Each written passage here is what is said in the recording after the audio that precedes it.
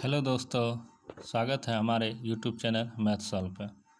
आज हम youth competition टाइम्सकृत का लॉन्च किया गया पुस्तक भारतीय संविधान एवं राज्य व्यवस्था का वन लाइन क्वेश्चन करेंगे। सबसे पहले इस चैनल पर जो अभी न्यू है वो हमारे चैनल को सब्सक्राइब कर लें और पीडीएफ के लिए हमारे टेलीग्राम चैनल मैथ सॉल्व से जुड़ जाएँ और वीडियो को लाइक, कमेंट एंड शेयर करें। तो चलिए स्टार्ट करते हैं। पहला क्वेश्चन,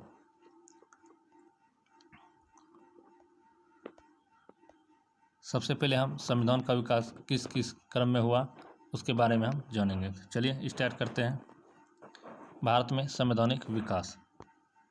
सबसे पहले भारत में संविधान बनकर आया था रेगुलेटिंग एक्ट 1773। उसके बाद आया था पिट्स इंडिया एक्ट 1784। उसके बाद आया था रेगुलेटिंग एक्ट अधिनियम 1784। उसके बाद आया था चार्टर एक्ट 1793। उसके बाद आया था चार्टर एक्ट 1813, चार्टर एक्ट 1833। उसके बाद आया था चार्टर एक्ट 1853। उसके बाद आया था भारत शासन अधिनियम 1858। उसके बाद आया था भारत शासन परिषद अधिनियम 1861।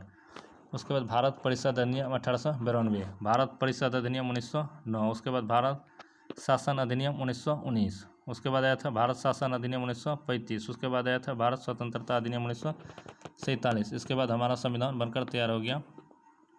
तो चलिए स्टार्ट करते हैं एक एक अधिनियम से। पहला अधिनियम पढ़ेंगे हम रेगुलेटिंग एक्ट 1773 के बारे में। इससे जो भी रिलेटेड क्वेश्चन होगा वो सब इस चैप्टर में करेंगे।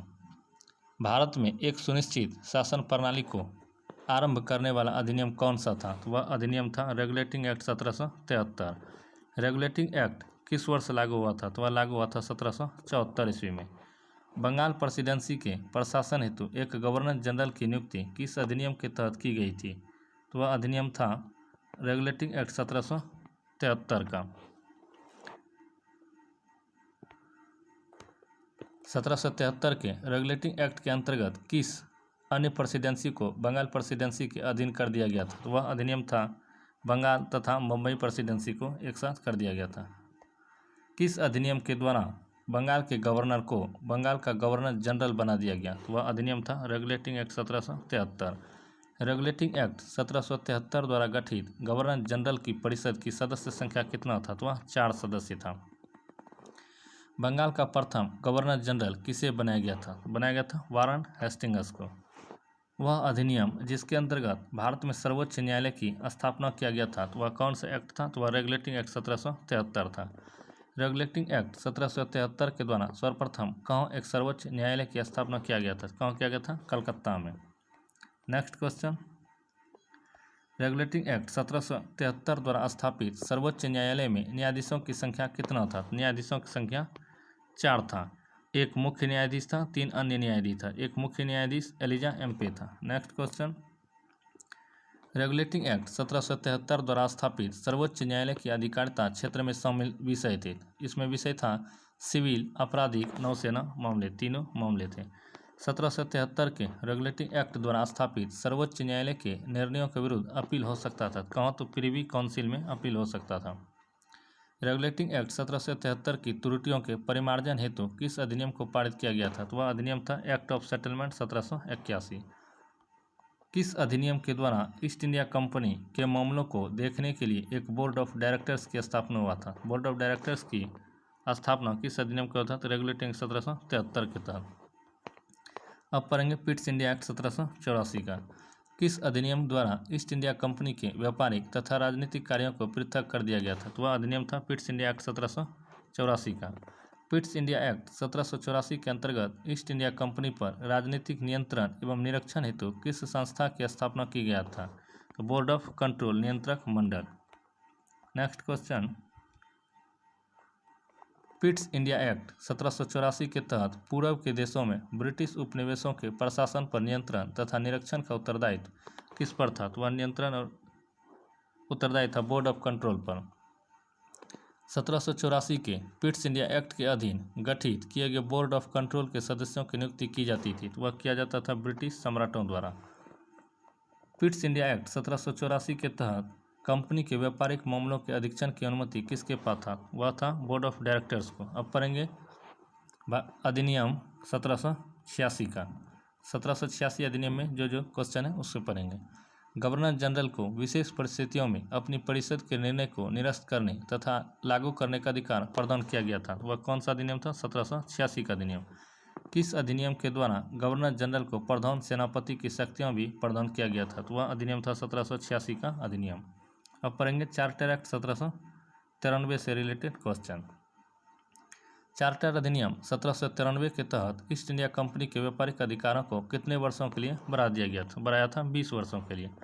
किस चार्टर के द्वारा नियंत्रक मंडल बोर्ड ऑफ कंट्रोल के सदस्यों को भारत के राजस्व से वेतन देने का प्रावधान किया गया था? तो वह दिया गया था 1793 का चार्टर अधिनियम। किस चार्टर के द्वारा यह स्पष्ट किया गया कि गवर्नर जनरल बंगाल में अपनी अनुपस्थिति के समय परिषद के असैनिक सदस्य को अपने परिषद का उप प्रधान नियुक्त कर सकता है? तो वह अधिनियम था चार्टर अधिनियम 1793। किस अधिनियम के द्वारा बिना लाइसेंस के शराब की बिक्री पर रोक लगा दिया गया था? वह अधिनियम था 1793 का चार्टर अधिनियम। अब पढ़ेंगे चार्टर एक्ट 1813 के। किस चार्टर द्वारा सभी अंग्रेज व्यापारियों को भारत से व्यापार की छूट प्रदान करने का उपबंध किया गया था? तो वह अधिनियम था 1813 का। भारत में ईसाई धर्म के प्रचार की अनुमति किस अधिनियम द्वारा दिया गया था? चार्टर अधिनियम 1813। किस चार्टर के द्वारा भारत में शिक्षा पर ईस्ट इंडिया कंपनी को 1 लाख रुपये वार्षिक खर्च करने का प्रावधान किया गया? चार्टर अधिनियम 1813। किस अधिनियम के द्वारा ब्रिटिश संसद ने चाय और चीन के साथ व्यापार को छोड़कर ईस्ट इंडिया कंपनी के भारत के साथ व्यापारिक अधिकार को समाप्त कर दिया गया था? यह अधिनियम था 1813 का चार्टर अधिनियम। और यह मोस्ट इम्पोर्टेंट क्वेश्चन अभी भी आई है। इसके बाद पढ़ते हैं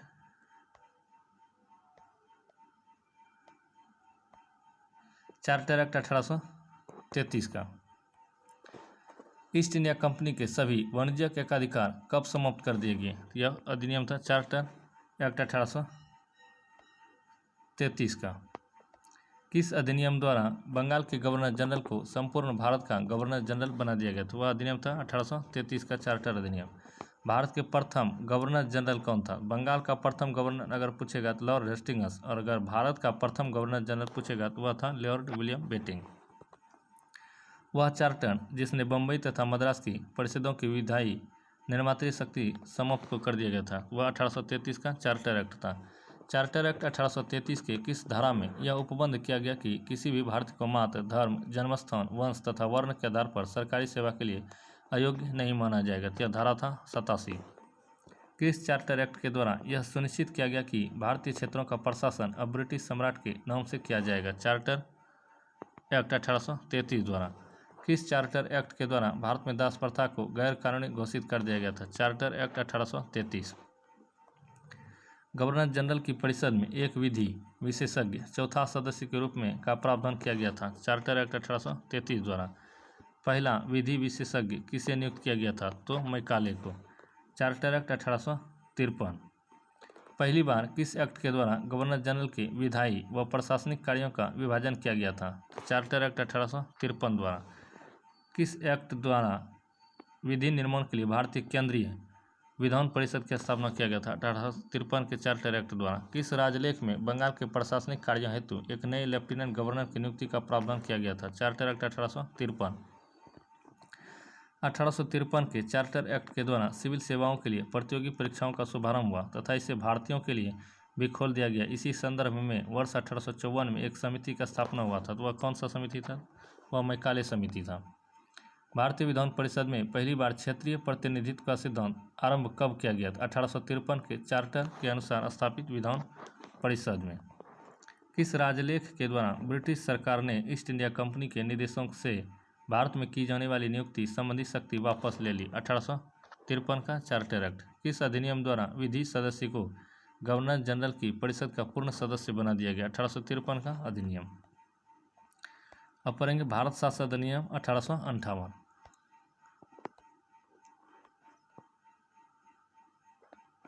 ब्रिटिश संसद द्वारा act for the better government of India किस वर्ष पारित किया गया था? 1858 ईस्वी में। किस अधिनियम द्वारा भारत का शासन कंपनी के हाथों से ले लिया गया और उसको ब्रिटिश ताज के अधीन कर दिया गया? भारत शासन अधिनियम 1858। भारत सरकार अधिनियम 1858 के तहत अब गवर्नर जनरल को क्या कहा जाने लगा? अब कहा जाने लगा वायसराय। और भारत के प्रथम वायसराय कौन थे? तो लॉर्ड कैनिंग थे। 1858 के अधिनियम के द्वारा बोर्ड ऑफ डायरेक्टर्स तथा बोर्ड ऑफ कंट्रोल को समाप्त करके इनके समस्त अधिकारों को किसे दे दिया गया था? भारत के राज्य सचिव को। किस अधिनियम द्वारा निदेशक मंडल और नियंत्रक मंडल को समाप्त कर दिया गया था? 1858 का अधिनियम द्वारा। 1858 के अधिनियम के तहत भारत सचिव की सहायता के लिए उपबंध किया गया था 15 सदस्यीय भारत परिषद अधिनियम। किस अधिनियम के द्वारा भारत के गवर्नर जनरल को भारत सचिव की आज्ञा के अनुसार कार्य करने के लिए बाध्य कर दिया गया था? 1858 का अधिनियम। भारत राज्य सचिव का ब्रिटिश संसद के प्रति उत्तरदायी होने का क्या कारण था? उसका ब्रिटिश मंत्रिमंडल का सदस्य होना। अब पढ़ेंगे भारत परिषद अधिनियम 1861 से रिलेटेड क्वेश्चन। आधुनिक भारत में सर्वप्रथम प्रतिनिधित्व प्रणाली का आरंभ करने वाला अधिनियम कौन सा था? तो वह अधिनियम था 1861 का भारत शासन अधिनियम। किस अधिनियम के द्वारा सर्वप्रथम भारतीयों को कानून बनाने की प्रक्रिया में सम्मिलित किया गया था? 1861 का अधिनियम। भारत परिषद अधिनियम 1861 के द्वारा आपातकाल में अध्यादेश जारी करने की शक्ति किसे दे दिया गया था? वायसराय को।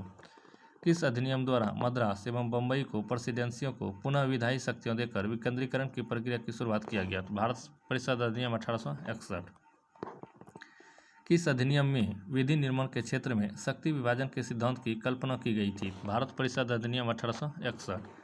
1861 के भारतीय परिषद अधिनियम द्वारा वायसराय की परिषद को कानून बनाने की शक्ति प्रदान की गई, जिसके तहत लॉर्ड कैनिंग ने शुरुआत की। वह था विभागीय प्रणाली की। Next question. 1861 में भारतीय परिषद अधिनियम द्वारा वायसराय की कार्यकारी परिषद में विधि निर्माण हेतु सम्मिलित किए जाने वाले कितने अतिरिक्त सदस्यों की संख्या का उपबंध किया गया था? न्यूनतम 6 सदस्य तथा अधिकतम 12 सदस्य। भारत परिषद अधिनियम 1861 द्वारा वायसराय की कार्यकारी परिषद में सम्मिलित किए जाने वाले अतिरिक्त सदस्यों का कार्यकाल था तो 2 वर्ष था। भारत परिषद अधिनियम 1861 के अंतर्गत प्रांतों में स्थापित की गई विधान परिषदें थी बंगाल में 1862 ईस्वी में, उत्तर पश्चिमी सीमा प्रांत में 1866 ईस्वी में, पंजाब में 1897 ईस्वी में। वायसराय की कार्यकारी परिषद में विधि सदस्य को किस रूप में सम्मिलित किया गया था? 5वें सदस्य के रूप में सम्मिलित किया गया था। वायसराय को परिषद के कार्य संचालन हेतु नियमों तथा आदेशों का निर्माण का अधिकार किस अधिनियम द्वारा दिया गया था? 1861 के भारत परिषद अधिनियम द्वारा। वह अधिनियम जिसमें भविष्य की प्रतिनिधि सरकार के शुभारंभ का प्रथम प्रयास था वह भारतीय परिषद अधिनियम 1861 था। वायसराय को अपनी परिषद के सदस्यों में कार्य विभाजन, पोर्टफोलियो या विभागों का बंटवारा का अधिकार दिया गया था भारत परिषद अधिनियम 1861 द्वारा। भारत परिषद अधिनियम 1861 के अधीन गठित वायसराय की कार्यकारिणी परिषद में प्रशासनिक सेवा के सदस्यों की संख्या कितनी थी? 3 थी। किस अधिनियम ने मद्रास तथा बम्बई प्रांतों की विधानसभाओं को विधि निर्माण हेतु सशक्त किया गया था? भारत परिषद अधिनियम 1861। भारत परिषद अधिनियम 1892 केंद्रीय विधान परिषद सहित वायसराय को अतिरिक्त सदस्यों के मनोनयन का अधिकार किस अधिनियम के द्वारा दिया गया था? भारत परिषद अधिनियम 1892। केंद्रीय विधान परिषद में मनोनीत किए जाने वाले अतिरिक्त सदस्यों की संख्या निर्धारित की गई, न्यूनतम 10 तथा अधिकतम 16। बम्बई तथा मद्रास की परिषदों में गवर्नर द्वारा नियुक्त किए जाने वाले अतिरिक्त सदस्यों की संख्या निर्धारित की गई। बम्बई में न्यूनतम 8 और अधिकतम 20। बम्बई तथा मद्रास प्रेसिडेंसी में। बंगाल प्रांत की परिषद में गवर्नर द्वारा नियुक्त किए जाने वाले अतिरिक्त सदस्यों की संख्या कितने निश्चित की गई? अधिकतम 20 निश्चित किया गया था। केंद्रीय विधान परिषद में अतिरिक्त सदस्यों का निर्धारण कितना कार्यकाल था? तो उसका कार्यकाल 2 वर्ष था। Next question. केंद्रीय विधान परिषद में अतिरिक्त सदस्यों के निर्वाचन हेतु कौन सी रीति अपनाई गई थी? परोक्ष निर्वाचन रीति। किस अधिनियम द्वारा केंद्रीय तथा प्रांतीय दोनों विधान परिषदों के सदस्यों को बजट पर बहस करने एवं प्रश्न पूछने का अधिकार दिया गया था? तो वह था भारत परिषद अधिनियम 1892 द्वारा। 1892 के अधिनियम के अंतर्गत नवीन विधि निर्माण के तहत प्रांतीय व्यवस्थापिका सभाओं के लिए अनिवार्य था गवर्नर जनरल वायसराय की पूर्व स्वीकृति। आपातकाल या विशेष आवश्यकता की स्थिति में गवर्नर जनरल को व्यवस्थापिका सभा की मदद से प्रांतों के लिए विधि निर्माण का अधिकार देने वाला अधिनियम था वह भारत परिषद अधिनियम 1892 था। 1892 के अधिनियम के अधीन प्रांतीय परिषद के अतिरिक्त सदस्यों का चुनाव किया जाता था विश्वविद्यालयों, नगर पालिकाओं, जिला परिषद, व्यापार संघ, जमींदारों आदि की सिफारिशों पर। 1892 के अधिनियम के तहत केंद्रीय परिषद के गैर सरकारी सदस्यों का निर्वाचन किस प्रकार का होता था? तो प्रांतीय परिषद के गैर सरकारी सदस्यों के निर्वाचन के सिफारिश पर। 1892 के अधिनियम के अधीन गठित होने वाला व्यवस्थापिका सभाओं केंद्रीय तथा प्रांतों के सदस्य किस प्रकार के प्रश्न नहीं पूछ सकते थे? पूरक प्रश्न तथा तर्कपूर्ण प्रश्न। 1892 का अधिनियम द्वारा स्थापित व्यवस्थापिका सभाओं की वास्तविक स्थिति थी परामर्शदात्री परिषदों जैसी। 1892 के अधिनियम की आलोचना करने वाले नरमदलीय नेताओं के नेतृत्वकर्ता कौन थे? वह था गोपाल कृष्ण गोखले। 1892 के अधिनियम द्वारा किए गए सुधारों का पूर्ण लाभ उठाने की सलाह देने वाला भारतीय राष्ट्रीय कांग्रेस के नेता कौन थे? वह था सुरेंद्रनाथ बनर्जी। 1892 के अधिनियम के गठित होने वाले केंद्रीय परिषद के सदस्य बनने वाले प्रमुख भारतीय नेता कौन थे? गोपाल कृष्ण गोखले, रास बिहारी बोस तथा सुरेंद्रनाथ बनर्जी। भारत परिषद अधिनियम 1909। 1909 के भारत परिषद अधिनियम को अन्य किस नाम से जाना जाता था? उसे जाना जाता था मार्ले मिंटो सुधार के। भारत परिषद अधिनियम 1909 किस वर्ष लागू हुआ था? तो जनवरी 1910 ईस्वी में। 1910 के अधिनियम द्वारा वायसराय की केंद्रीय परिषद में अतिरिक्त सदस्यों की संख्या बढ़ा दी गई थी, तो वह 60 सदस्य। 1909 के अधिनियम द्वारा वायसराय की परिषद की कुल सदस्य संख्या कितना हो गया था? तो 69 सदस्य हो गया था। नेक्स्ट क्वेश्चन, किस अधिनियम द्वारा मुसलमानों के लिए पृथक सामुदायिक प्रतिनिधित्व प्रणाली लागू की गई थी? भारत परिषद अधिनियम 1909 द्वारा। सांप्रदायिक प्रतिनिधित्व की व्यवस्था द्वारा भविष्य में देश विभाजन की आधारशिला तैयार करने वाला अधिनियम कौन था? तो वह था मार्ले मिंटो सुधार अधिनियम 1909 का। लॉर्ड मिंटो ने मुसलमानों को निर्वाचन संबंधी कौन सी सुविधाएं प्रदान किया था? तो वह किया था पृथक निर्वाचन का। सांप्रदायिक प्रतिनिधित्व का जन्मदाता किसे माना जाता है? तो उसे माना जाता है लॉर्ड मिंटो को। भारत सचिव लॉर्ड मार्ले ने निर्वाचन हेतु किस निर्वाचक मंडल की सिफारिश किया था? तो मिश्रित निर्वाचन मंडल की। वह अधिनियम जिसके द्वारा विधि निर्माता परिषद का नाम सर्वप्रथम व्यवस्थापिका सभा रखा गया था, भारत परिषद अधिनियम 1909। सुधारों की प्रकृति तथा प्रतिनिधित्व विस्तार के संदर्भ में रिपोर्ट देने हेतु लॉर्ड मिंटो द्वारा नियुक्त की गई समिति के अध्यक्ष कौन थे? था A.T. Arundel. Next question, Bharat परिषद अधिनियम 1909 के तहत वायसराय की कार्यकारिणी परिषद में किसे प्रथम भारतीय सदस्य के रूप में नियुक्त किया गया था? तो वह था सत्येंद्र प्रसाद सिन्हा को। केंद्रीय तथा प्रांतीय व्यवस्थापिका सभाओं की व्यवस्था और शक्तियों के विभाजन का अधिनियम था, तो 1909 का भारत परिषद अधिनियम 1909। 1909 के परिषद कानून के अंतर्गत केंद्रीय तथा प्रांतीय व्यवस्थापिका सभाओं में सदस्यों के संदर्भ में बनाए जाने वाले अधिनियमों के लिए क्या आवश्यक था? स्वपरिषद भारत सचिव की स्वीकृति प्राप्त करना। 1909 के परिषद कानून के अनुसार विशिष्ट निर्वाचन क्षेत्रों की कितनी श्रेणियां था? 3 श्रेणियां था। विधायी परिषदों में पूरक प्रश्न पूछने की व्यवस्था किस अधिनियम द्वारा किया गया था? तो भारत परिषद अधिनियम 1909 का। विधायी परिषदों में लोकहित के विषयों को प्रस्तुत करने का अधिकार देने वाला अधिनियम कौन था? भारत परिषद अधिनियम 1909। अब पढ़ेंगे भारत शासन अधिनियम 1919 का। भारत सरकार अधिनियम 1919 की आधार सामग्री थी मॉन्टेग्यू चेम्सफोर्ड रिपोर्ट 1918 का। भारत सरकार अधिनियम 1919 का उद्देश्य क्या था? भारत में एक उत्तरदायी शासन की स्थापना करना। नेक्स्ट क्वेश्चन, भारत सरकार अधिनियम 1919 की प्रस्तावना में समावेश था अगस्त घोषणा के मूल सिद्धांतों का। ब्रिटिश संसद में भारत सरकार अधिनियम 1919 कब पारित किया गया? तो दिसंबर 1919 ईस्वी में। भारत सरकार अधिनियम 1919 लागू कब हुआ था? 3 जनवरी 1921 ईस्वी को। और 1909 का अधिनियम कब लागू हुआ था? तो जनवरी 1910 ईस्वी में। भारत सरकार अधिनियम 1919 ने प्रांतों में उत्तरदायी सरकार की स्थापना के लिए किस प्रणाली को अपनाया था? अपनाया था द्वैत शासन प्रणाली। 1919 अधिनियम के अंतर्गत प्रांतीय कार्यकारी परिषद के शक्तियों का विभाजन कितने भागों में किया गया था? तो 2 भागों में, आरक्षित तथा हस्तांतरित विषय की। हस्तांतरित विषयों पर राज्य के गवर्नर किसकी सलाह पर कार्य करते थे? मंत्रियों की सलाह पर। आरक्षित विषयों पर राज्य के गवर्नर किसकी सलाह पर कार्य करते थे? कार्यकारी परिषद की सलाह पर। पहली बार किस अधिनियम के द्वारा केंद्रीय व प्रांतीय विषयों में विभाजन किया गया? भारत सरकार अधिनियम 1919 का। 1919 के अधिनियम के तहत प्रांतीय तथा केंद्रीय सरकार के बीच शक्तियों का विभाजन किया गया न्यायगमन नियमों के अनुसार। भारतीय संविधान में सरकार को एकात्मक से संघात्मक में परिवर्तित करने हेतु पृष्ठभूमि तैयार करने वाला कानून कौन सा था? तो वह था भारत सरकार अधिनियम 1919। 1919 के अधिनियम के अधीन केंद्रीय तथा प्रांतीय सरकारों के मध्य विवाद की स्थिति में मौन मत किसका होता था? तो केंद्र सरकार का। 1919 के अधिनियम का सुझाव किस तरफ था? संघात्मक सरकार की तरफ। भारत सरकार अधिनियम 1919 के अनुसार प्रांतीय स्तर पर विषयों में भ्रम की स्थिति में किसका स्पष्टीकरण मत एवं निर्णय अंतिम होता था? तो गवर्नर का। भारत में गवर्नर के अधीन कितने प्रांतों में द्वैध शासन प्रणाली लागू किया गया था? तो 9 प्रांतों में। भारत सरकार अधिनियम 1919 के अधीन प्रांतों में स्थापित होने वाली विधान परिषदें किस प्रकार का था? एक सदनीय।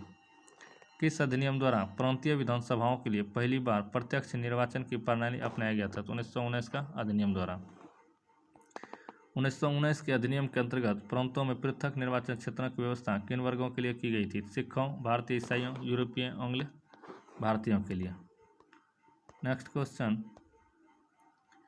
1919 के अधिनियम के द्वारा प्रांतीय विधान परिषदों में दलित वर्ग, श्रमिक आदि को प्रतिनिधित्व देने के लिए व्यवस्था किया गया था, तो मनोनयन के द्वारा। भारत सरकार अधिनियम 1919 में प्रांतीय विधानसभा के निर्वाचन हेतु मतदान की शर्तें किस प्रकार निर्धारित किया गया था? अलग अलग प्रांतों के लिए अलग अलग। प्रांतीय विधानमंडलों की प्रांतीय विषयों पर विधि बनाने का अधिकार किस अधिनियम के द्वारा दिया गया था? भारत सरकार अधिनियम 1919। किस अधिनियम द्वारा प्रतिवर्ष विधानमंडल के समक्ष बजट प्रस्तुत किया जाना अनिवार्य किया गया था? 1919 के अधिनियम द्वारा। भारत सरकार अधिनियम 1919 द्वारा प्रांतीय विधानसभा का कार्यकाल निर्धारित किया गया था, तो 3 वर्ष। 1919 के अधिनियम के अंतर्गत प्रांतीय विधानसभा का सत्र बुलाने, स्थगित करने अथवा भंग करने की शक्ति था नीति गवर्नर में। किस प्रांत में द्वैध शासन प्रणाली ने असंतोषजनक ढंग से कार्य किया था? तो वह था राज्य पंजाब प्रांत।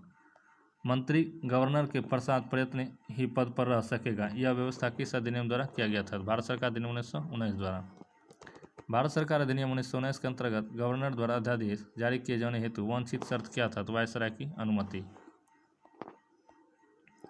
किस अधिनियम द्वारा केंद्र में प्रथम बार द्विसदनीय विधानसभा स्थापित किया गया था? तो 1919 के अधिनियम द्वारा। वह अधिनियम जिसके द्वारा प्रथमतः राज्यसभा स्थापित किया गया था, तो 1919 का भारत सरकार अधिनियम। 1919 के अधिनियम द्वारा स्थापित राज्यसभा का कार्यकाल निश्चित किया गया था, तो 5 वर्ष। 1919 के अधिनियम के अनुसार विधानसभा में कौन सा प्रस्ताव प्रस्तुत किया जाना अनिवार्य था? कर वृद्धि विषयक सभी प्रस्ताव, आर्थिक बिल। 1919 के अधिनियम द्वारा भारत सचिव की परिषद की संख्या पुनः निर्धारित किया गया था, न्यूनतम 8 तथा अधिकतम 12। 1919 के अधिनियम द्वारा गवर्नर जनरल की कार्यकारिणी में भारतीय सदस्यों की संख्या पुनः निर्धारित किया गया था, 3 से 2 से बढ़ाकर। 1919 के अधिनियम के अनुसार किन विषयों पर भारतीय परिषद का मत अति आवश्यक था? आय व्यय तथा अखिल भारतीय सेवा संबंधी नियम। किस अधिनियम द्वारा लंदन में भारत के उच्चायुक्त के कार्यालय का सृजन किया गया? 1919 के भारत सरकार अधिनियम द्वारा। किस अधिनियम द्वारा प्रावधान किया गया कि केंद्रीय बजट एवं प्रांतीय बजट अलग अलग पेश होंगे? भारत सरकार अधिनियम 1919 द्वारा। किस अधिनियम के द्वारा पहली बार एक लोक सेवा आयोग की स्थापना किया गया? 1919 का अधिनियम। भारत सरकार अधिनियम 1919 के अधीन केंद्र सरकार में विहित विषय थे। नाविक था, सेना था, बाह्य संबंध, भारतीय राजाओं से संबंध, रेलवे, डाक तथा तार, मुद्रा, ऋण, आय के साधन, फौजदारी तथा दीवानी कानून, अखिल भारतीय सेवाएं। भारत सरकार अधिनियम 1919 के अधीन प्रांतीय सरकार में निहित विषय थे। स्थानीय स्वशासन, शिक्षा, स्वास्थ्य, कृषि, उद्योग, बिक्री कर, सहकारी समितियां, भूमि कर, प्रशासन, सिंचाई, न्याय, पुलिस तथा कारागृह इत्यादि। 1919 के अधिनियम का किन लोगों द्वारा स्वागत किया गया था? कांग्रेस के मध्यवर्गीयों द्वारा। मूडीमैन समिति किसके लिए गठित किया गया था? 1919 के अधिनियम की जांच करने हेतु। भारत का गवर्नर जनरल राज भी करता है और शासन भी, यह कथन संबंधित है। 1919 के अधिनियम के द्वारा गवर्नर जनरल को दिए गए विशेष अधिकारों के संदर्भ में किसने कहा था कि 1919 का अधिनियम भारतीयों के लिए बेरियों का नया जाल था? सुभाष चंद्र बोस ने। किसका कथन है कि चैम्सफोर्ड सुधार भारत के आर्थिक शोषण तथा उसे परतंत्र बनाए रखने की प्रक्रिया के ही अंग थे? महात्मा गांधी। अब पढ़ेंगे हम भारत शासन अधिनियम 1935। भारत में उत्तरदायित्वपूर्ण शासन की स्थापना के संदर्भ में अंतिम महत्वपूर्ण अधिनियम कौन सा था? तो वह अधिनियम था भारत सरकार अधिनियम 1935। ब्रिटिश संसद ने भारत शासन अधिनियम 1935 कब पारित किया गया था? तो पारित किया अगस्त 1935 में। भारत शासन अधिनियम 1935 की प्रमुख विशेषता क्या है? भारत में सर्वप्रथम संघात्मक सरकार की स्थापना, प्रांतों में स्वायत्त शासन की स्थापना, केंद्र में द्वैत शासन। नेक्स्ट क्वेश्चन, भारत शासन अधिनियम 1935 के अंतर्गत अवशिष्ट शक्तियाँ केंद्रित थी गवर्नर जनरल वायसराय में। किस अधिनियम के द्वारा अंग्रेजों ने अखिल भारतीय संघ शब्द प्रस्तावित किया था? भारत सरकार अधिनियम 1935।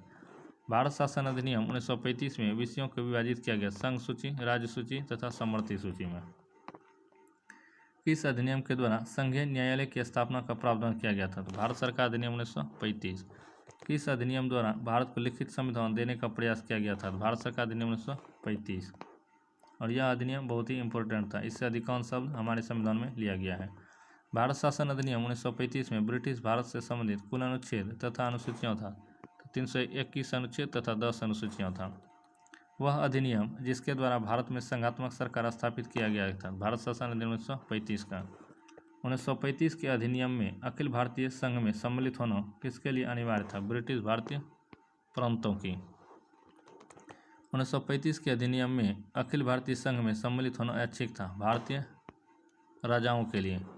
भारत सरकार अधिनियम 1935 के अधीन संघ में सम्मिलित होने वाली सभी रियासतों के शासक के लिए अनिवार्य था अंगीकरण विलय पत्र पर हस्ताक्षर करना। भारत सरकार अधिनियम 1935 के अनुसार गवर्नर जनरल वायसराय की नियुक्ति की गई थी ब्रिटिश सम्राट के प्रतिनिधियों के रूप में, संघीय शक्तियों के प्रयोगकर्ता अधिकारी के रूप में। भारत शासन अधिनियम 1935 के अंतर्गत केंद्रीय तथा प्रांतीय सरकारों के मध्य वैधानिक शक्तियों के विभाजन हेतु कितनी सूचियां बनाया गया था? 3। संघ सूची में 59 विषय था, प्रांतीय सूची में 54 विषय था तथा समवर्ती सूची में 36 विषय था।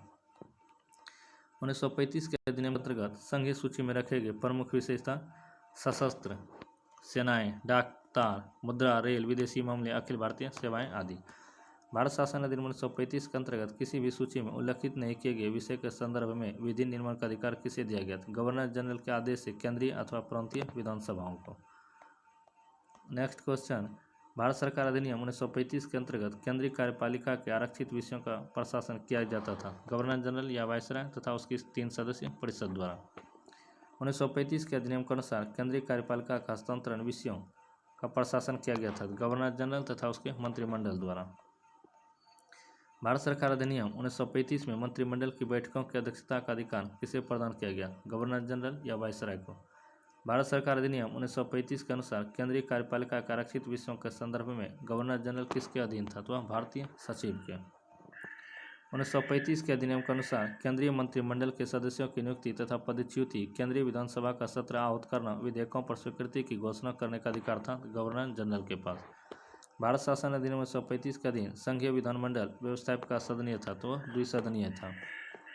1935 के अधिनियम के अंतर्गत संघीय विधानमंडल केंद्रीय विधानसभा के सदनों में प्रावधानित सदस्य संख्या था उच्च सदन में 260 और निम्न सदन में 375 सदस्य। भारत सरकार अधिनियम 1935 में निम्न सदन का कार्यकाल कितना निर्धारित किया गया था? तो 5 वर्ष। भारत सचिव के लिए अधिकतम 6 तथा न्यूनतम 3 परामर्शदाता नियुक्ति करने का प्रावधान किस अधिनियम के तहत किया गया था? भारत शासन अधिनियम 1935। भारत सरकार अधिनियम 1935 में संशोधन अथवा परिवर्तन की शक्ति निहित था तो ब्रिटिश संसद को। 1935 के अधिनियम के अधीन प्रांतीय क्षेत्र के प्रशासन का नियंत्रण किसे दिया गया था? तो मंत्रिमंडल को। 1935 के अधिनियम में मंत्रिमंडल को किसके प्रति उत्तरदायी घोषित किया गया था? तो विधानसभा के प्रति। 1935 के अधिनियम के तहत प्रांतीय विधानसभा के कार्य संचालन संबंधी नियमों का निर्माण कौन करता था? तो गवर्नर, राज्यपाल। 1935 के अधिनियम के अनुसार प्रांतीय विधानसभा में अनुदान मांग रखने हेतु किसकी अनुमति आवश्यक था? तो गवर्नर का। नेक्स्ट क्वेश्चन, 1935 के अधीन के द्वारा किन प्रांतों में द्विसदनीय विधानमंडल की व्यवस्था किया गया था? तो बंगाल में किया गया था, बिहार में, असम में, बम्बई, मद्रास तथा संयुक्त प्रांत उत्तर प्रदेश में। भारत सरकार अधिनियम 1935 में अंतर्निहित अनुदेश प्रपत्र इंस्ट्रूमेंट ऑफ इंस्ट्रक्शन को भारत के संविधान में किस रूप में समाविष्ट किया गया है? तो राज्य के नीति निर्देशक तत्वों में।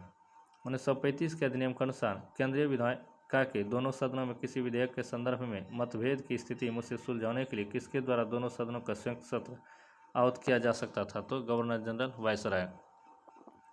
1935 के अधिनियम के अधीन संघ तथा इसमें सम्मिलित इकाइयों के मध्य संवैधानिक विवादों के निपटारे हेतु किस न्यायालय की स्थापना किया गया था? तो फेडरल न्यायालय या संघीय न्यायालय, दिल्ली। संघ सरकार द्वारा राज्यों को आदेश देने का विचार भारत के संविधान निर्माताओं ने किस अधिनियम से प्राप्त किया? 1935 का अधिनियम। 1935 के अधिनियम द्वारा स्थापित होने वाला फेडरल न्यायालय में न्यायाधीशों की संख्या थी, एक मुख्य न्यायाधीश था और 2 अन्य न्यायाधीश था।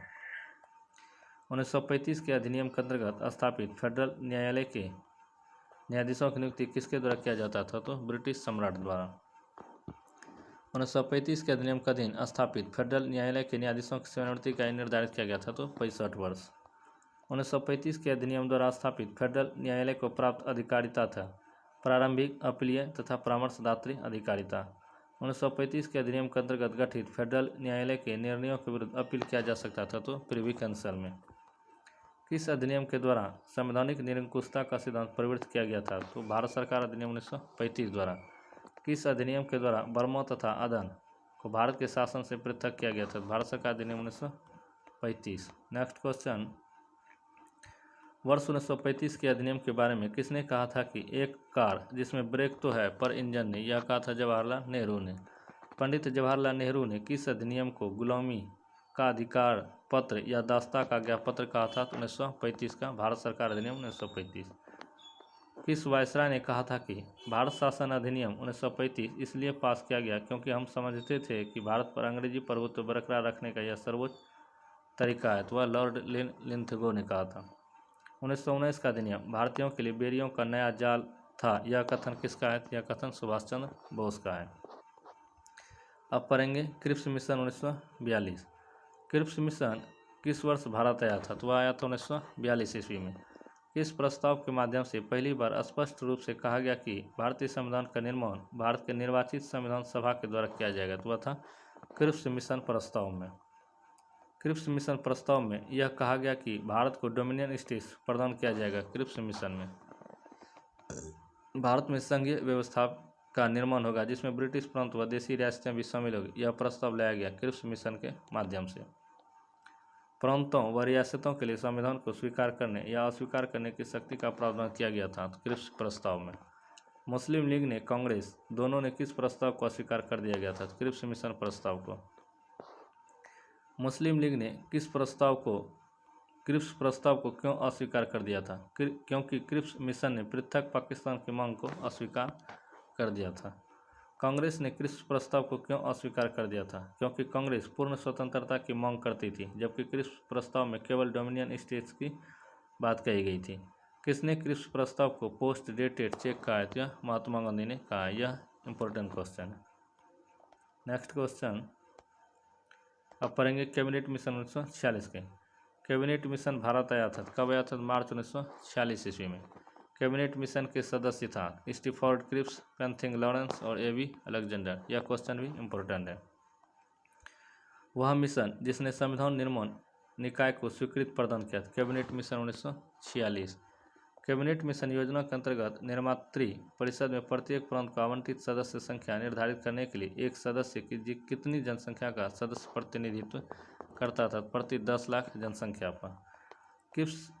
किस मिशन में ने संविधान निर्माण निकाय के गठन हेतु निर्वाचित प्रांतीय विधानसभाओं को निर्वाचित निकाय के रूप में उपयोग किए जाने को सर्वाधिक नियोजित एवं व्यवहार योजना बताया? तो वह योजना था कैबिनेट मिशन ने। किस मिशन के अंतर्गत भारत में एक ढीला ढाला संघवाद का निर्माण का प्रस्ताव किया गया था? वह मिशन था कैबिनेट मिशन 1946 का। कैबिनेट मिशन द्वारा निर्धारित किया गया संविधान निर्माण सभा में कुल सदस्य कितना था? 389। कैबिनेट मिशन द्वारा निर्धारित संविधान निर्माण सभा की कुल सदस्य संख्या 389 में ब्रिटिश भारत को आवंटित की गई सीटों की संख्या कितना था? तो 296। कैबिनेट मिशन द्वारा निर्धारित संविधान सभा में चीफ कमिश्नर क्षेत्रों के कितने प्रतिनिधि शामिल थे? 4। कैबिनेट मिशन द्वारा निर्धारित संविधान निर्माण सभा में देशी रियासतों से लिए जाने वाले प्रतिनिधियों की संख्या कितना था? 93। कैबिनेट मिशन योजना के तहत प्रत्येक ब्रिटिश प्रांत को आवंटित की गई सीटों का निर्धारण कितने समुदायों के बीच उनकी जनसंख्या के अनुपात में किया गया था?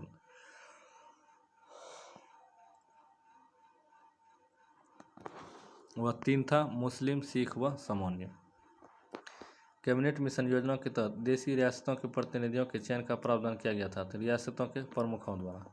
भारत में अंतरिम सरकार का गठन। भारत में अंतरिम सरकार का गठन किस प्रस्ताव के माध्यम से किया गया था? वह कैबिनेट मिशन प्रस्ताव के माध्यम से। भारत में प्रथम अंतरिम सरकार की घोषणा कब किया गया? तो वह किया गया था 24 अगस्त 1946 को। कैबिनेट मिशन योजना के तहत कितने सदस्य अंतरिम सरकार के गठन का प्रावधान किया गया था? तो 14। 6 कांग्रेस था, 5 मुस्लिम लीग था, 1 एंग्लो इंडियन और 1 सिख एवं 1 फारसी था। जवाहरलाल नेहरू के नेतृत्व में 12 सदस्य अंतरिम मंत्रिमंडल का गठन किया गया था। तो 2 सितंबर 1946 को। अंतरिम सरकार के पुनर्गठन के बाद मुस्लिम लीग के कितने प्रतिनिधियों के मंत्रिमंडल में शामिल किया गया? तो 5। अंतरिम सरकार 1946 में कौन किस पद पर था? जवाहरलाल नेहरू। यह था उपाध्यक्ष, विदेश व राष्ट्रीय मामले। सरदार वल्लभ भाई पटेल, गृह, सूचना एवं प्रसारण विभाग व रियासत। वित्त विभाग 1946 में अंतरिम सरकार का कौन था? लियाकत अली खान, मुस्लिम लीग का ये भी था। रक्षा विभाग का कौन था नेता? बलदेव सिंह। उद्योग और आपूर्ति विभाग किसे बनाया गया था? तो जॉन मथाई को। शिक्षा विभाग का कार्यभार किसे दिया गया था? सी राजगोपालाचारी को। स्वास्थ्य विभाग किसे दिया गया था? गजनफर अली को। विधि आयोग का किसे दिया गया था? जोगेंद्रनाथ मंडल को। कार्य खनन तथा बंदरगाह CH बाबा। खाद्य एवं कृषि विभाग डॉक्टर राजेंद्र प्रसाद। रेलवे विभाग किसे दिया गया था? अरुणा आसफ अली को। श्रम विभाग किसे दिया गया था? तो जगजीवन राम को। वाणिज्य विभाग किसे दिया गया था? तो II चुंदीरगर, मुस्लिम लीग से था। डाक एवं संचार अब्दुल लल निस्तार। अब पढ़ेंगे भारत स्वतंत्रता अधिनियम 1947। भारत स्वतंत्रता विधेयक ब्रिटिश संसद में कब प्रस्तुत किया गया था? प्रस्तुत किया गया था 4 जुलाई 1947 ईस्वी को। भारतीय स्वतंत्रता विधेयक हाउस ऑफ लॉर्ड्स में किस तिथि को पारित किया गया था? तो क्या गया था? 16 जुलाई 1947 ईस्वी को। भारतीय स्वतंत्रता विधेयक को ब्रिटिश सम्राट ने कब स्वीकृति प्रदान किया गया था? 18 जुलाई 1947 ईस्वी को। भारत स्वतंत्रता अधिनियम प्रभावी हुआ, यह 15 अगस्त 1947 से प्रभावी हुआ। भारत सचिव या भारत प्रधानमंत्री का पद किस अधिनियम के द्वारा समाप्त कर दिया गया? 1947 के भारत स्वतंत्रता अधिनियम द्वारा। किस अधिनियम के द्वारा गवर्नर और गवर्नर जनरल का पद केवल संवैधानिक प्रावधान मात्र रह गया था? भारत स्वतंत्रता अधिनियम 1947। भारतीय स्वतंत्रता अधिनियम किस योजना पर आधारित था? तो वह था माउंटबेटन योजना पर।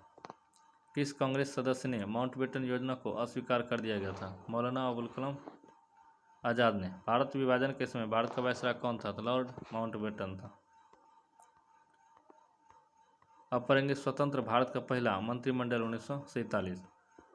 1947 में जवाहरलाल नेहरू को प्रधानमंत्री, राष्ट्रमंडल तथा विदेशी मामले, वैज्ञानिक शोध इसका कार्यभार दिया गया था। गृह, सूचना एवं प्रसारण राज्यों के मामले किसे दिया गया था? तो सरदार वल्लभ भाई पटेल को। खाद्य एवं कृषि विभाग किसे दिया गया था? डॉक्टर राजेंद्र प्रसाद को। शिक्षा विभाग किसे दिया गया था? मौलाना अबुल कलाम आज़ाद को। विधि मंत्री कौन था? तो जिसने कानून बनाया था? डॉक्टर भीमराव अम्बेडकर। रेलवे एवं परिवहन विभाग का कौन था? तो जॉन मथाई। श्रम मंत्री कौन था? तो जगजीवन राम। रक्षा कौन था? तो बलदेव सिंह। उद्योग एवं आपूर्ति किसे दिया गया था? तो डॉक्टर श्यामा प्रसाद मुखर्जी को। वित्त मंत्री कौन था? RK शनमुखम शेट्टी। स्वास्थ्य मंत्री कौन था? कार्यभार दिया गया था राजकुमारी अमृता कौर को। वाणिज्य का कार्यभार किसे दिया गया था? CH बाबा को। संचार कौन था? रफ़ी अहमद किदवई। कार्य खनन एवं ऊर्जा कौन था? NV गौडगे। कुछ स्मरणीय तथ्य के बारे में हम पढ़ेंगे। ईस्वी डेट 1600 ईस्वी का राजलेख या चार्टर यह 31 दिसंबर 1600 ईस्वी को आया था। रेगुलेटिंग एक्ट 1773 ईस्वी में। एक्ट ऑफ सेटलमेंट 1781 ईस्वी में। पिट्स इंडिया एक्ट 1784। 1786 का अधिनियम 1786। प्रथम चार्टर एक्ट 1793। द्वितीय चार्टर एक्ट 1813। इस समय 20-20 के लिए कार्यकाल दिया गया के लिए अधिनियम बढ़ा दिया गया था। तृतीय चार्टर एक्ट 1833। चतुर्थ चार्टर एक्ट 1853। भारत सरकार अधिनियम 1858। प्रथम भारत परिषद अधिनियम 1861 ईस्वी। द्वितीय भारत परिषद अधिनियम 1892 ईस्वी। तृतीय भारत परिषद अधिनियम पार्लियामेंटरी सुधार 1919 ईस्वी। भारत सरकार अधिनियम मॉन्टेग्यू चेम्सफोर्ड सुधार 1919 ईस्वी। साइमन कमीशन का गठन नवंबर 1927 ईस्वी में। भारत सरकार अधिनियम 1935 ईस्वी में। अगस्त प्रस्ताव 1946 में। कृषि प्रस्ताव 1942 में। वेबल योजना 14 जून 1945 ईस्वी। शिमला सम्मेलन 25 जून से 14 जुलाई 1945 ईस्वी। कैबिनेट मिशन मार्च 1946 ईस्वी में। माउंटबेटन 3 जून 1947 ईस्वी। भारत स्वतंत्रता अधिनियम 18 जुलाई 1947 ईस्वी। माउंटबेटन योजना 3 जून 1947 ईस्वी। अब अब नेक्स्ट चैप्टर है 2 नंबर, संविधान निर्माण के प्रमुख स्रोत, संविधान निर्माण की प्रक्रिया, समितियां एवं संविधान की विशेषताएं। संविधान के ढांचे के निर्माण में मुख्यतः किन स्रोतों का प्रयोग किया गया था? आंतरिक तथा बाह्य दोनों स्रोतों का। भारतीय संविधान का अधिकांश भाग किस अधिनियम से लिया गया था? वह लिया गया था 1935 का भारत शासन अधिनियम से। भारत शासन अधिनियम 1935 से लिया गया प्रमुख उपबंध लिया गया है, न्यायपालिका लिया गया है, अध्यादेश लिया गया है, क्या लिया गया है, लोक सेवा आयोग लिया गया है, आपात उपबंध लिया गया, प्रशासनिक विवरण लिया गया है, राज्यपाल लिया गया है, संघीय व्यवस्था लिया गया है। विदेशी स्रोत से ब्रिटेन के संविधान से लिया गया प्रावधान। ब्रिटेन के संविधान से संसदीय शासन प्रणाली, संसदीय विशेषाधिकार, विधि का शासन, विधायी प्रक्रिया, एकल नागरिकता, मंत्रिमंडल प्रणाली, एकल न्यायिक प्रणाली, सर्वाधिक मत के आधार पर जीत का निर्णय, द्विसदनात्मक व्यवस्था, यह सभी ब्रिटेन के संविधान से लिया गया है। संयुक्त राज्य अमेरिका के संविधान से क्या क्या लिया गया है? संयुक्त राज्य अमेरिका के संविधान से मूल अधिकार, प्रस्तावना का विचार, राष्ट्रपति पर महाभियोग की प्रक्रिया, स्वतंत्र न्यायपालिका, न्यायिक पुनरावलोकन, लोक जनहित याचिका, उपराष्ट्रपति का पद, वित्तीय अपराध, संविधान संशोधन में राज्य विधायिकाओं द्वारा अनुमोदन का प्रावधान, संविधान की सर्वोच्चता, ये सभी संयुक्त राज्य अमेरिका के संविधान से लिया गया है। आयरलैंड के संविधान से आयरलैंड के संविधान से राज्य के नीति निर्देशक तत्व, राष्ट्रपति का निर्वाचक मंडल एवं पद्धति, साहित्य कला, समाज सेवा में योगदान के आधार पर राज्य व्यवस्था में कुल 12 सदस्यों का मनोनयन, यह कौन से लिया गया? तो ये सभी आयरलैंड के संविधान से लिया गया है। कनाडा के संविधान से अवशिष्ट शक्तियाँ केंद्र के पास, संघीय शासन प्रणाली, सशक्त केंद्र, राज्यपाल की नियुक्ति, राष्ट्रपति द्वारा उच्च न्यायालय का परामर्शी न्याय निर्णय। ऑस्ट्रेलिया के संविधान से समवर्ती सूची का प्रावधान, प्रस्तावना की भाषा, केंद्र राज्य संबंध, शक्तियों का विभाजन, संसद के दोनों सदनों की संयुक्त बैठक, किससे लिया गया है? ऑस्ट्रेलिया के संविधान से लिया गया है। नेक्स्ट क्वेश्चन है, दक्षिण अफ्रीका के संविधान से क्या सब लिया गया है? तो दक्षिण अफ्रीका के संविधान से संविधान संशोधन की प्रक्रिया, राज्यसभा के सदस्यों का निर्वाचन, ये सभी दक्षिण अफ्रीका के संविधान से लिया गया है। सोवियत संघ रूस के संविधान से क्या सब लिया गया है? वहाँ से मूल कर्तव्य लिया गया है, प्रस्तावना में सामाजिक, आर्थिक व राजनीतिक न्याय का आदर्श, यह इंपॉर्टेंट क्वेश्चन, ये सभी कौन से लिया गया है? यह सोवियत संघ रूस से लिया गया है। जर्मनी का वाइमर संविधान से क्या सब लिया गया है? आपातकाल के दौरान मूल अधिकारों का निलंबन, यह जर्मनी के संविधान से लिया गया है। फ्रांस के संविधान से क्या सब लिया गया? फ्रांस के क्रांति से स्वतंत्रता, समानता और बंधुत्व का सिद्धांत, गणतंत्रात्मक व्यवस्था, यह सभी फ्रांस के संविधान से लिया गया है। जापान के संविधान से विधि द्वारा स्थापित प्रक्रिया, ये जापान के संविधान से लिया गया है। न्यायिक पुनरावलोकन की व्यवस्था की गई है, तो भारत व यूएसए दोनों में किया गया है। कौन सा लक्षण भारतीय परिसंघ और अमेरिकी परिसंघ में समान रूप से पाया जाता है? तो वह संविधान के निर्वचन के लिए उच्चतम न्यायालय की व्यवस्था। राज्यसभा के गठन में प्रतिभा, अनुभव एवं सेवा को प्रतिनिधित्व देने हेतु भारतीय संविधान निर्माण था किस देशों के संविधान से प्रभावित था? तो आयरिश गणतंत्र से। राष्ट्रपति के विचारार्थ राज्यपाल द्वारा विधेयक सुरक्षित रखने का प्रावधान किस देश के संविधान से लिया गया है? तो कनाडा के संविधान से। संविधान निर्माण प्रक्रिया एवं संविधान सभा। भारत की संविधान सभा का उल्लेख सर्वप्रथम किसने किया था? तो 1922 ईस्वी में महात्मा गांधी ने किया था। भारत की तरफ से संविधान सभा की सर्वप्रथम मांग कब किया गया था? स्वराज पार्टी ने मई 1934 ईस्वी में रांची में। मानवनेंद्र नाथ राय MN राय ने भारत में संविधान सभा के गठन का विचार किस वर्ष रखा था? तो वर्ष 1934 ईस्वी में। भारतीय राष्ट्रीय कांग्रेस ने पहली बार आधिकारिक रूप से संविधान सभा के गठन की मांग कब किया था? मई 1935 ईस्वी में स्वराज पार्टी के बाद। संविधान सभा का निर्माण हेतु वयस्क मताधिकार का विचार प्रस्तुत किया गया था जवाहरलाल नेहरू द्वारा 1938 ईस्वी में। ब्रिटिश सरकार ने सर्वप्रथम संविधान सभा की मांग को आधिकारिक रूप से कब स्वीकार किया गया था? तो 1940 ईस्वी के अगस्त प्रस्ताव द्वारा। किस योजना के अंतर्गत भारत में संविधान सभा का निर्माण किया गया था? तो कैबिनेट मिशन योजना के अंतर्गत। किस योजना के अंतर्गत पाकिस्तान के लिए संविधान सभा गठित किया गया था? माउंटबेटन योजना के अंतर्गत। कैबिनेट मिशन योजना के प्रावधानों के अनुसार संविधान सभा का गठन कब किया गया था? तो नवंबर 1946 ईस्वी में। कैबिनेट मिशन योजना 1946 के तहत गठित संविधान सभा के सदस्यों की संख्या कितना था? तो 389। ब्रिटिश प्रांत से कितना था? तो 292। देशी रियासतों से कितना था? भारतीय राज्य में 93। मुख्य आयुक्त प्रांत कितने थे? 4। कुल सदस्य कितना था? 389। संविधान सभा के गठन करने के उद्देश्य से किस वर्ष चुनाव संपन्न हुआ था? तो जुलाई अगस्त 1946 ईस्वी में। संविधान सभा की प्रथम बैठक कब हुआ था? तो 9 दिसंबर 1946 ईस्वी को, और दूसरा बैठक 11 दिसंबर 1946 को। संविधान सभा में ब्रिटिश भारत के प्रांतों को आवंटित 296 सीटों के लिए संपन्न चुनाव में दलगत स्थिति क्या था? तो कांग्रेस से 208 था, मुस्लिम लीग से 73 था एवं अन्य सदस्य 15 था। किस समुदाय से कितना सीट था? हिंदू समुदाय से 163 सीट था, मुस्लिम समुदाय से 80 सीट था, अनुसूचित जाति से 31, भारतीय ईसाई से 6, पिछड़ी जनजातियों से 6, सिख से 4 सदस्य था, एंग्लो इंडियन से 3, फारसी से 3, कुल 296 सदस्य था। संविधान सभा की पहली बैठक में उपस्थित कुल सदस्यों की संख्या कितना था? तो 211 ईस्वी, 211 व्यक्ति। संविधान सभा के सदस्यों में महिलाओं की कुल सदस्य कितना था? तो 15 था, जिसमें सरोजिनी नायडू भी शामिल था। नेक्स्ट क्वेश्चन, भारतीय संविधान सभा में शामिल महिला सदस्यों के नाम। विजया लक्ष्मी पंडित था, राजकुमारी अमृता कौर था, सरोजिनी नायडू था, सुचित्रा कृपलानी था, पूर्णिमा बनर्जी था, लीला राय था, जी दुर्गाबाई था, हंसा मेहता था, कमला चौधरी था, और रेणुका रे था, और मालती चौधरी था। दक्षिणी वलियोधन था, बेगम एजाज रसूल था। एकमात्र मुस्लिम जो कांग्रेस के में शामिल था बेगम एजाज रसूल था। एनी मस्किरनी था, अम्मू स्वामीनाथन था। संविधान सभा की प्रथम बैठक की अध्यक्षता किसके द्वारा किया गया था? तो डॉक्टर सच्चिदानंद सिन्हा के द्वारा किया गया था। किसे संविधान सभा का अस्थायी अध्यक्ष बनाया गया था? तो वह डॉक्टर राजेंद्र प्रसाद था।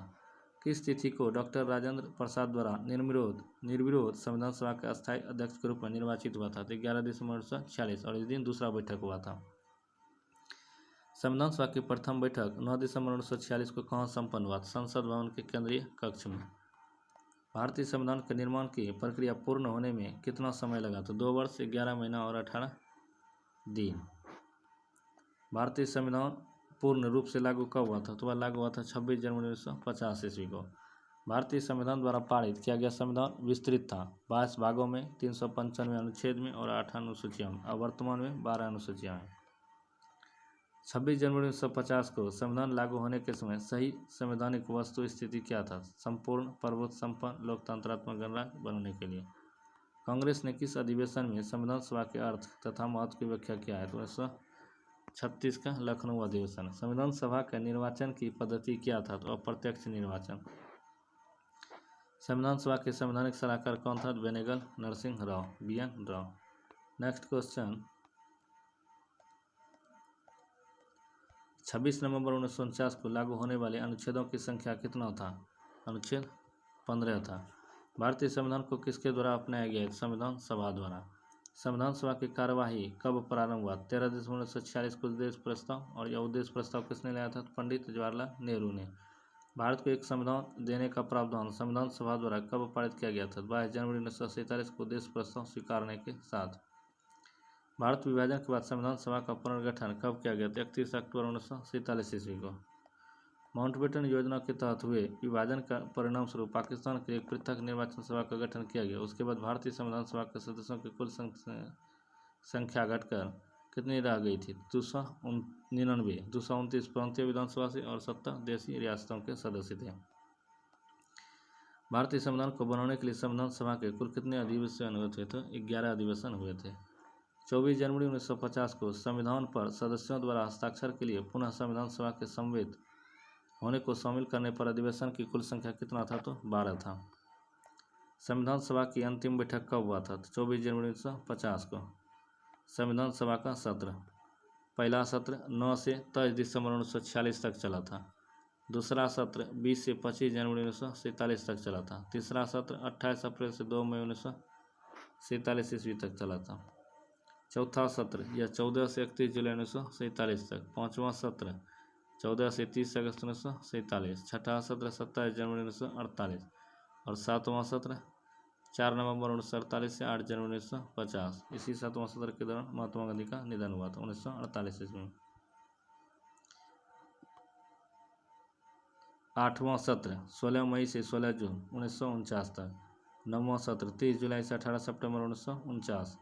10वां सत्र 6 से 17 अक्टूबर 1949 ईस्वी। 11वां सत्र 14 से 26 नवंबर 1949 ईस्वी। संविधान सभा द्वारा भारतीय संविधान को कब स्वीकृत किया गया? 26 नवंबर 1949 मितिमार्क शुक्ल सप्तमी। भारतीय संविधान को पारित करते समय संविधान सभा के उपस्थित सदस्यों की संख्या कितना था? तो 284 सदस्य था। संविधान पर सदस्यों द्वारा कब हस्ताक्षर किया गया था? 24 जनवरी 1950 ईस्वी को। 19 मई 1928 ईस्वी को मुंबई में आयोजित सर्वदलीय सम्मेलन द्वारा भारत के संविधान के सिद्धांत निर्धारण हेतु नियुक्त समिति का अध्यक्ष कौन था? तो वह पंडित मोतीलाल नेहरू था। नेहरू समिति ने अपना प्रतिवेदन कब प्रस्तुत किया था? तो 10 अगस्त 1928 ईस्वी को। वह सिद्धांत क्या था जिस पर नेहरू रिपोर्ट का प्रारूप आधारित था? तो वह था अधिराज्य का सिद्धांत। नेहरू समिति के सदस्य कांग्रेस के अध्यक्ष मोतीलाल नेहरू था। कांग्रेस से था सुभाष चंद्र बोस। कांग्रेस से ही था जवाहरलाल नेहरू। सचिव मुस्लिम लीग से था सर अली इमाम। मुस्लिम लीग से स्वाब कुरैशी। दलित से GR प्रधान। हिंदू महासभा से MS अने। हिंदू महासभा से MR जयकर। सिख सभा से सरदार मंगल सिंह। उदारवादी से तेज बहादुर सप्रू। श्रमिक संघ MN जोशी। भारतीय संविधान का मुख्य प्रारूपकार कौन नियुक्त हुए थे? एलन मुखर्जी। संविधान सभा के प्रारंभ में अस्थायी उपाध्यक्ष किसे नामित किया गया था? फ्रैंक एंथोनी को। संविधान सभा के पहले अस्थायी उपाध्यक्ष कौन थे? HC मुखर्जी व VT कृष्णमाचारी। प्रारूप समिति में एकमात्र कांग्रेसी सदस्य कौन था? KM मुंशी। भारतीय संविधान किस तिथि को मनाया जाता है? 26 नवंबर को मनाया जाता है। संविधान को 26 जनवरी के दिन लागू करने का निर्णय क्यों लिया गया था? कांग्रेस ने इस तिथि को 1930 में स्वतंत्रता दिवस के रूप में मनाया था। डॉक्टर भीमराव अंबेडकर का संविधान सभा में निर्वाचन किस क्षेत्र से हुआ था? पहली बार वह पश्चिम बंगाल से हुआ था तथा देश विभाजन के बाद बंगाल प्रेसिडेंसी के पुनः के निर्वाचन से हुआ था। राजस्थान की रियासतों का प्रतिनिधित्व करने वाला संविधान सभा का सदस्य कौन था? तो वह VT कृष्णमाचारी था। नेक्स्ट क्वेश्चन, संविधान सभा में वयस्क मताधिकार को 15 वर्ष के लिए स्थगित करने की बात कही गई थी। वह किसने कहा था? तो मौलाना अबुल कलाम आज़ाद ने।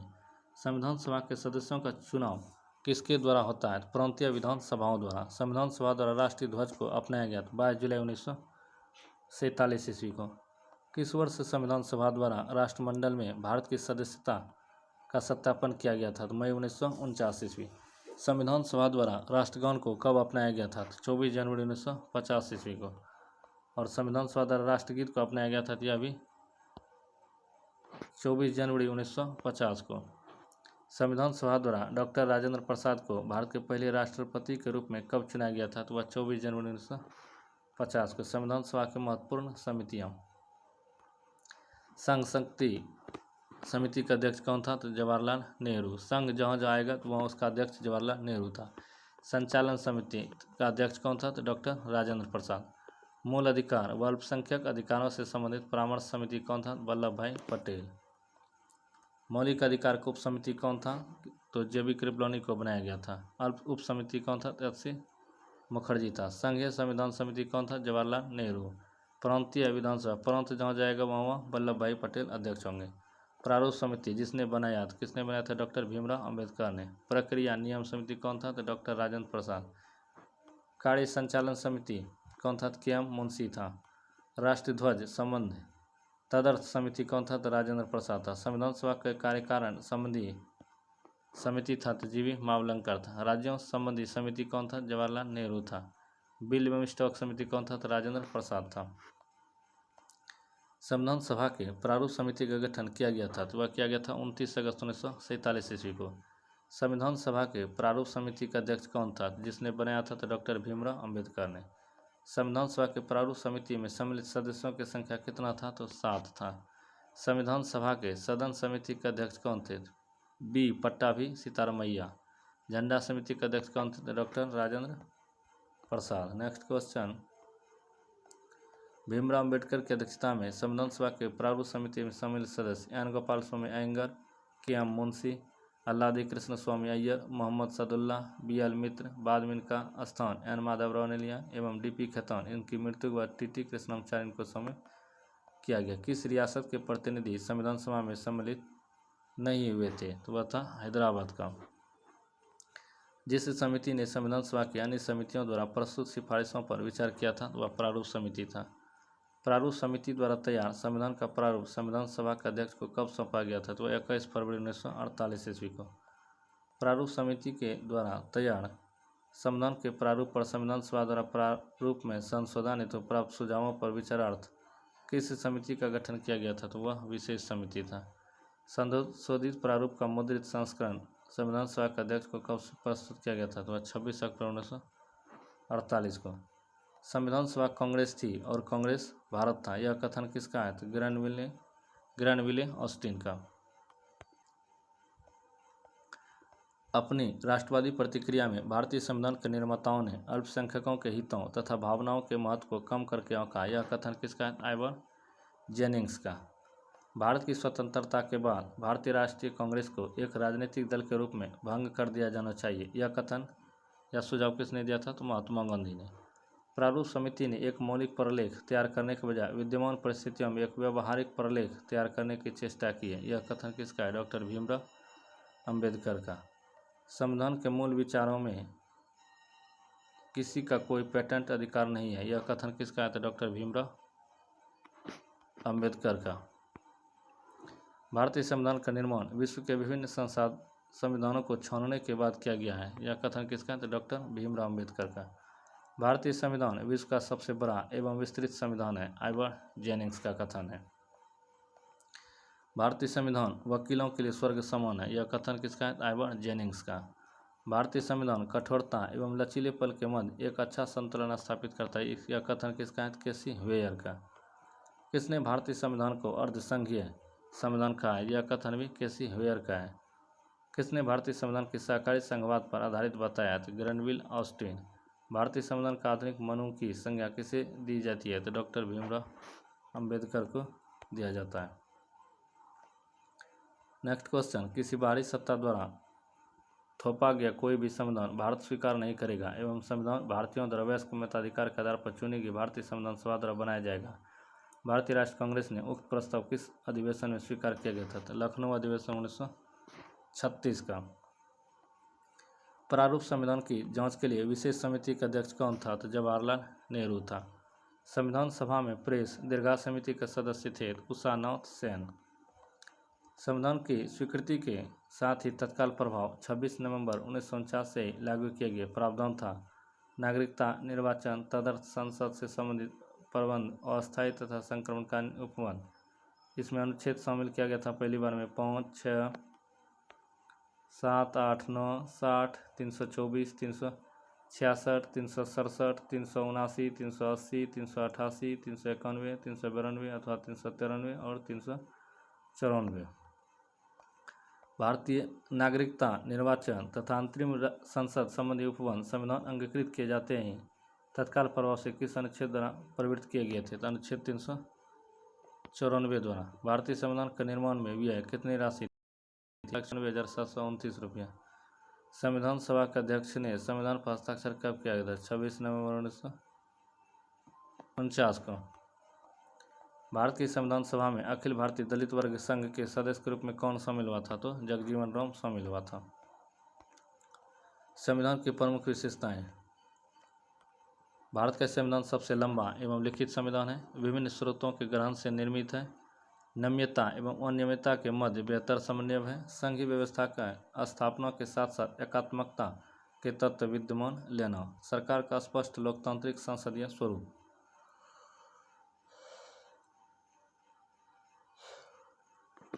संसदीय संप्रभुता, विधायिका एवं न्यायिक सर्वोच्चता, न्यायपालिका के मध्य समन्वय, एकीकृत एवं स्वतंत्र न्यायपालिका की स्थापना, मूल अधिकारों का प्रावधान, राज्य के नीति निर्देशक सिद्धांत एवं मौलिक कर्तव्य का वर्णन, एक पंथ निरपेक्ष राज्य की स्थापना, वयस्क मताधिकार पर आधारित लोकतंत्र, एकल नागरिकता की व्यवस्था, कुछ स्वतंत्र निकायों की स्थापना जिससे निर्वाचन आयोग, वित्त आयोग, संघ लोक सेवा आयोग आदि, आपातकाल का प्रावधान, त्रिस्तरीय लोकतांत्रिक सरकार की स्थापना, केंद्र, राज्य एवं स्थानीय सरकार, सहकारी समितियों का प्रावधान।